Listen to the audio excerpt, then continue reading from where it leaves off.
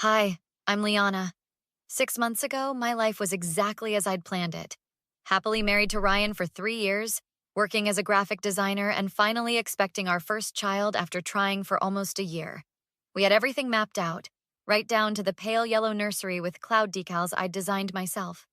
Everything was perfect until my mother-in-law, Evelyn, decided that my pregnancy belonged to her. Liana, darling, you simply can't drink that herbal tea, Evelyn said one afternoon, snatching the mug from my hands as she bustled into our kitchen unannounced. I've brought you some special pregnancy tea. Been in my family for generations. I forced a smile. Thanks, Evelyn, but my doctor actually recommended this specific blend. Doctors, she scoffed, waving her hand dismissively.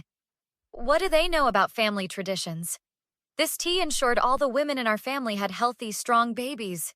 Ryan turned out perfect, didn't he? Ryan appeared in the doorway, giving me an apologetic look. Mom, Liana's following her doctor's advice. That's important. And what about following family wisdom? Evelyn placed her hand on my still flat stomach without asking. This baby is a Donovan, too. Our first grandchild deserves our traditions. The uninvited touches became a regular occurrence, along with the unsolicited advice, the constant criticisms of my diet, exercise routine, and even my work schedule. You're coming to the next appointment, Evelyn announced 3 weeks later. I've already cleared my schedule. Actually, Evelyn, I'd prefer if it was just Ryan and me for these appointments, I said as gently as possible. Her eyes narrowed. I'm not some random stranger. I'm the grandmother. I understand, but what? You don't think I should be involved? You think you know better than someone who's raised children successfully? Her voice rose with each question. Ryan stepped in. Mom, these are private moments for us as parents. We'll share everything important with you. Private moments? Evelyn's face flushed with anger. Nothing about this pregnancy should be private from me. That's my grandchild. It's our baby, I corrected firmly. And while we appreciate your excitement, we need to set some boundaries. Boundaries? She spat the word. Family doesn't have boundaries. The argument escalated, with Ryan trying unsuccessfully to mediate. Eventually, I stood up, feeling lightheaded from stress. I need some air, I said, heading toward the stairs.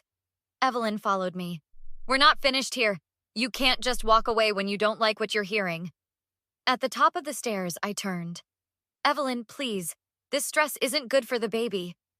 Don't you dare use my grandchild as an excuse. She jabbed a finger toward my chest. I'm not using anything as an excuse.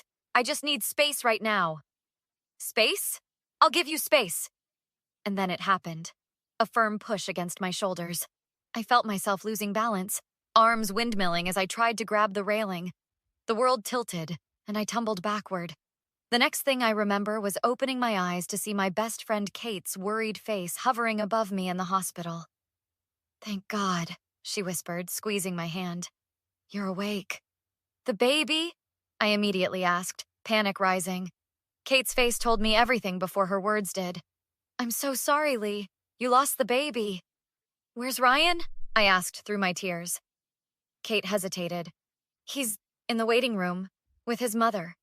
She pushed me, Kate, I whispered. Evelyn pushed me down the stairs. Kate's eyes widened. Are you absolutely certain? Yes, she pushed me because I wouldn't let her control my pregnancy. Oh my God. Kate pulled out her phone. I'm calling Morgan. She's a detective now, remember? High school friend? She'll know what to do. As Kate made the call, I lay there, tears streaming down my face, knowing nothing would ever be the same again. She's claiming it was an accident, Ryan said, pacing the hospital room the next morning. That you were dizzy and she tried to steady you. I stared at him in disbelief. And you believe her? He ran his hands through his hair. I don't know what to believe, Lee. She's my mother. Why would she deliberately hurt you? Because I challenged her authority. Because I wouldn't let her control every aspect of my pregnancy. My voice cracked. Our baby is gone, Ryan. Our baby is gone because your mother couldn't handle not being in charge. A soft knock interrupted us. A tall woman with dark curly hair entered, followed by Kate. Liana, I'm Morgan Reeves, Kate's friend, she said, showing me a badge. I'm a detective with the domestic violence unit. Kate called me last night. Ryan stepped forward. Wait, domestic violence? This was an accident. Was it? Morgan asked calmly, turning to me. Liana, can you tell me exactly what happened yesterday? I recounted everything. The months of boundary crossing, the argument, and the push that sent me tumbling down the stairs. She placed both hands on my shoulders and pushed, I finished. It wasn't a tap or a nudge. It was deliberate. Morgan nodded, taking notes. Did anyone else witness this? No, I admitted. Ryan was in the kitchen. Convenient, Ryan muttered. Kate shot him a glare. What's that supposed to mean? It means this is a serious accusation against my mother with no proof. No proof? Kate's voice rose. Your wife is lying in a hospital bed. She lost your baby. Which could have been an accident, Morgan intervened. Mr. Donovan, would you say your mother has been unusually involved or controlling regarding your wife's pregnancy? Ryan hesitated. She's excited. It's her first grandchild. That doesn't answer my question, Morgan pressed. She's been intense, he admitted reluctantly. Has she ever expressed anger when her suggestions were declined?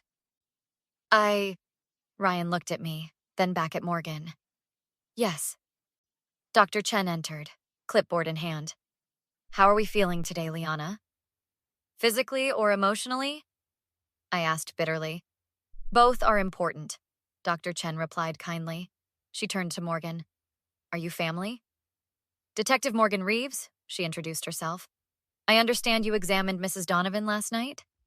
Dr. Chen nodded. I did. Would you say her injuries are consistent with being pushed or with losing balance? The bruising pattern on her upper back and shoulders suggests an external force was applied before the fall, Dr. Chen said carefully.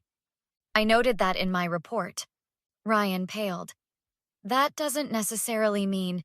I've also reviewed the security footage from the hallway, Morgan interrupted.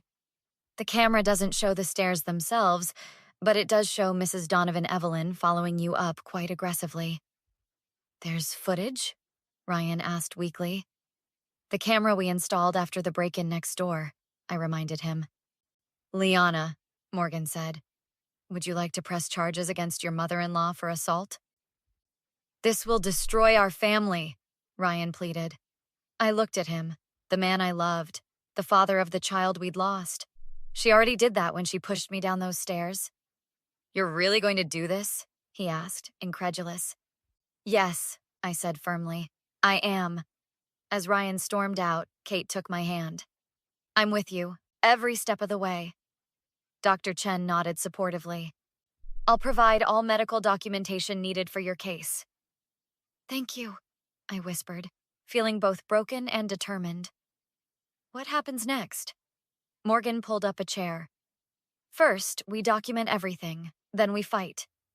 2 weeks later, I stood in our living room facing Evelyn across the coffee table. Ryan sat on the couch between us, looking worn and conflicted. My attorney, Jesse Mathers, stood beside me while Evelyn's lawyer, a stern-faced man named Mr. Pearson, flanked her. This meeting is a courtesy, Jesse explained. An opportunity to discuss the situation before formal charges are filed. Charges? Evelyn scoffed. This is absurd. It was an accident. Mrs. Donovan, Jesse continued calmly. We have medical documentation of Liana's injuries indicating she was pushed with significant force. We also have security footage showing your aggressive pursuit of her up the stairs. Following someone isn't a crime, Mr. Pearson interjected. No, but assault is, Jesse countered, as is the resulting involuntary manslaughter of an unborn child. Evelyn's face contorted. How dare you? I would never harm my grandchild. But you had no problem harming me, I said quietly. I didn't push you. You were dizzy. You fell. Evelyn, I leaned forward. We both know what happened. You couldn't stand that I was setting boundaries. You couldn't handle not being in control. That's not true, her voice trembled. I just wanted what was best. Best for whom? For me? For the baby? Or for you? Ryan finally spoke. Mom, the doctor's report shows bruising consistent with being pushed. The security footage shows you following Liana up the stairs looking angry. Ryan, Evelyn gasped. You can't possibly believe I would do this deliberately. I don't know what to believe anymore, he admitted. But the evidence can be misinterpreted, Mr. Pearson suggested. Not in this case, Jessie stated firmly.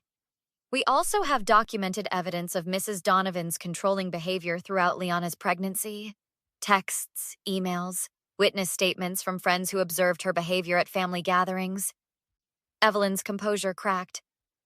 I was just trying to help, to guide her. She didn't know the first thing about being a proper mother.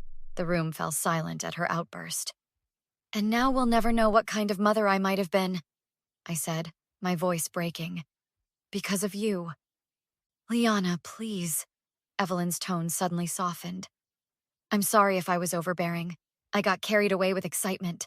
It was an accident, I swear. Can't we just put this behind us? For Ryan's sake? For the family? The family? I repeated incredulously. You destroyed our family when you pushed me down those stairs? It was an accident, she shouted, standing up. Why won't anyone believe me? Because we all know the truth, Ryan said quietly. Deep down, we know. Ryan! Tears streamed down Evelyn's face. I'm your mother. And Liana is my wife. That was my child. Evelyn lunged forward suddenly. This is your fault. You've turned my son against me. Before anyone could react, she grabbed a heavy crystal vase from the coffee table and hurled it at me. I ducked, and it shattered against the wall behind me. Mr. Pearson jumped up. Mrs. Donovan, control yourself. But Evelyn was beyond reason, screaming accusations as Ryan and Jessie restrained her. You ruined everything. You never deserved him. You never deserved to carry a Donovan child. As she was pulled away, she looked at me with pure hatred. This isn't over. You'll regret this. Morgan, who had been observing quietly from the doorway, stepped forward. Actually, Evelyn, it is over. She pulled out handcuffs. Evelyn Donovan, you're under arrest for assault and making criminal threats. As Morgan led a still shouting Evelyn away, Ryan collapsed onto the couch, head in his hands. I'm so sorry, Lee, he whispered. I should have seen this coming. I should have protected you both. I sat beside him, not touching. Yes, I said simply. You should have. All rise, the bailiff announced 3 months later. The Honorable Judge Patricia Martinez presiding. The courtroom fell silent as the judge entered and took her seat. Evelyn stood beside her attorney, wearing a conservative navy dress that couldn't hide the defeated slump of her shoulders. In the case of State versus Evelyn Donovan, Judge Martinez began, the defendant has entered a plea of guilty to charges of assault resulting in bodily harm and involuntary manslaughter of an unborn child. I sat in the front row, flanked by Kate and Ryan. Though we were still legally married, Ryan had moved into an apartment 2 months ago. Our marriage had become another casualty of his mother's actions. Judge Martinez continued, Mrs. Donovan, before I pronounce sentence, do you wish to address the court? Evelyn nodded, turning to face me. Liana, I want you to know how deeply sorry I am. I never meant for any of this to happen. I got carried away with excitement about my grandchild. I crossed boundaries I shouldn't have crossed. She paused, dabbing at her eyes. In that moment at the top of the stairs, I was angry. I did push you. I didn't think about the consequences. I didn't mean for you to fall, to lose the baby. I would give anything to take it back. Her voice broke. I've lost everything. My grandchild, my relationship with my son, and now my freedom. I'm begging for your forgiveness. Please, Liana. Please find it in your heart to forgive me so we can all begin to heal. The courtroom was silent as all eyes turned to me. Judge Martinez spoke. Mrs. Donovan Walker, would you like to respond? I stood slowly. Your Honor, I've listened to Evelyn's apology, and I want to be very clear. I do not forgive her. I will never forgive her. Evelyn gasped softly as I continued.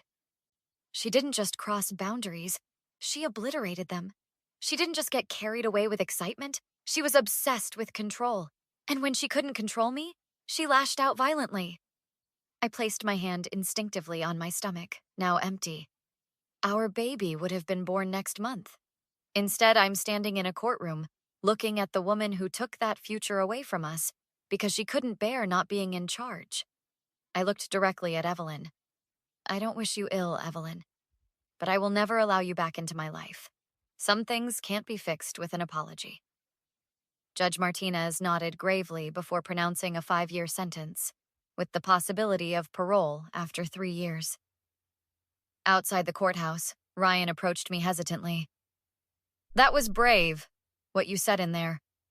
It was honest, I replied. Lee, I've been thinking, maybe we could try counseling? Start over? I studied his face, the face I'd once thought I'd grow old with. No, Ryan, we can't start over. Too much has happened. So this is it? We're really ending our marriage? Your mother ended our marriage the day she pushed me down those stairs. It just took us a while to accept it. Kate joined us, placing a supportive hand on my shoulder. Dr. Chen and Morgan arrived moments later. How are you holding up? Morgan asked gently. One day at a time, I answered truthfully. Dr. Chen smiled. The support group I mentioned. They meet tonight if you're interested. I'll be there, I promised. As Ryan walked away, Kate squeezed my arm. Where to now? I'm meeting with a real estate agent tomorrow, I said, looking at houses in Portland. Portland? That's 5 hours away, Kate protested. Exactly. I need a fresh start, somewhere without memories. Morgan nodded understandingly. New beginnings are important. Will you keep in touch? Dr. Chen asked. Of course, I promised. You've all been my rock through this nightmare. As we walked to our cars, Kate asked the question I'd been asking myself for months. Do you think you'll ever try again? For a family? I paused, considering. Someday, maybe. But on my own terms. No one will ever control my choices again. The autumn wind rustled the trees overhead, sending red and gold leaves spiraling to the ground. Like those leaves, I was finally letting go. Have you ever wondered, I asked my friends, how strong you really are until being strong is the only choice you have?